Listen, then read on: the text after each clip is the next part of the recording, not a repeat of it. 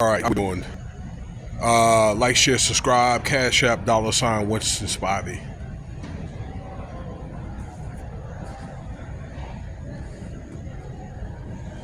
Okay, so today's video, and I'm gonna try to, I don't know, like at least like 2 or 3 more today,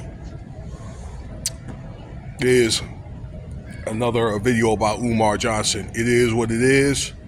No matter what you got to say about me or my ability to podcast, or whether it's I don't know, whatever excuse that you have, I think that we all can agree on a couple of things. That this man has not taken care of his business, that he's poor with money, and he don't take care of his family when he's trying to tell everybody else or whatever, claim himself trying to help the community, and he's hurting the same community that he is calls himself trying to help. All right, again, taking money mainly from single moms and poor people.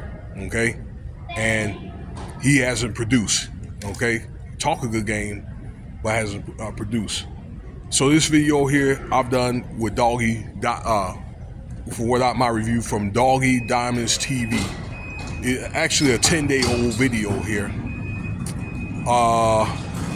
So you can pull this up about Umar calling podcasters struggling streamers.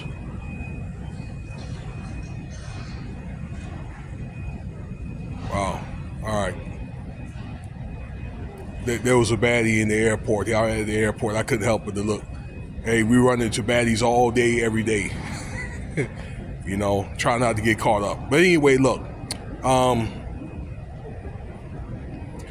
Basically, what what's going on with Umar Johnson and so forth. You guys are in the know. Okay, this guy been talking all this smack for like 15 years, 20 years. Okay, about his individual, about that school, and his Pan-Africanism and this and that.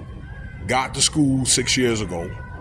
All right, and then right now that he has no money, he's defaulted in debt, or he will default at the end of the month here.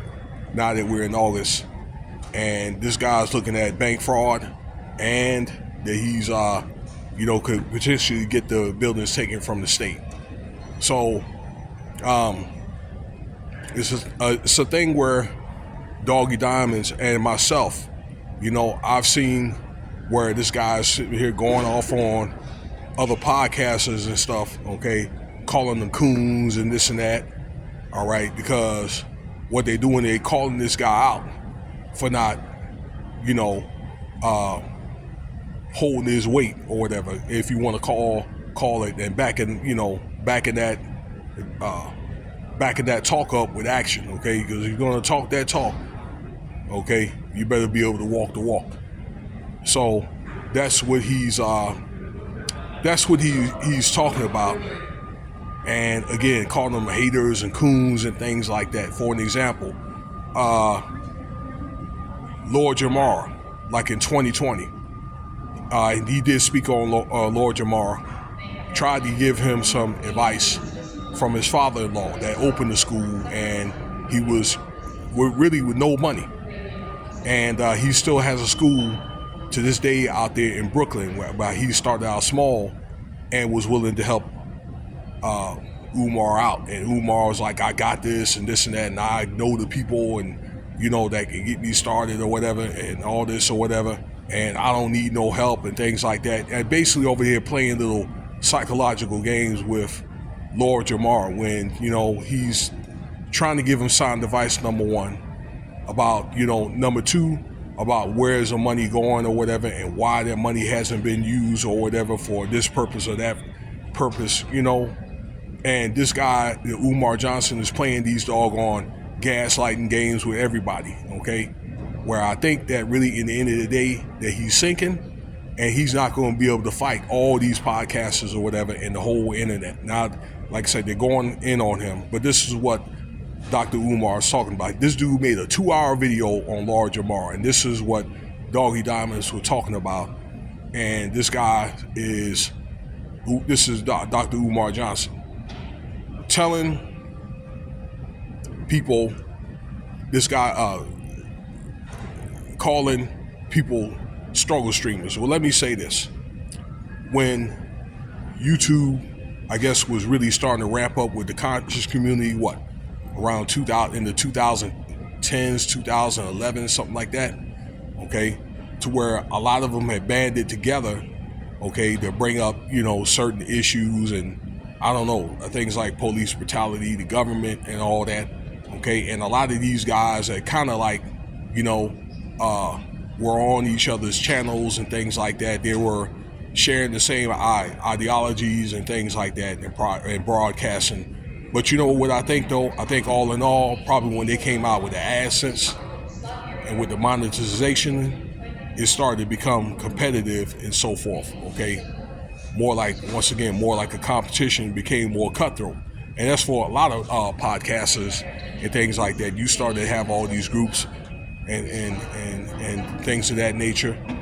People that got older, but this is how Umar started, being on other podcaster shows and to be able to do his traditional seminars.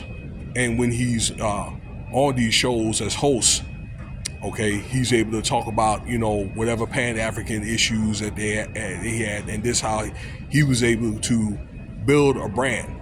Okay, so when he says struggle streamers, and basically, Doggie Diamonds feel like he was calling him the same way, that it was basically these so-called struggle streamers that basically, had put him on, that made Umar Johnson into what he is now. And let me tell you this, a lot of these doggone struggle streamers, they got way smaller podcasts or audiences than Umar Johnson, which allegedly has over 1 million followers on Instagram and about 115,000 on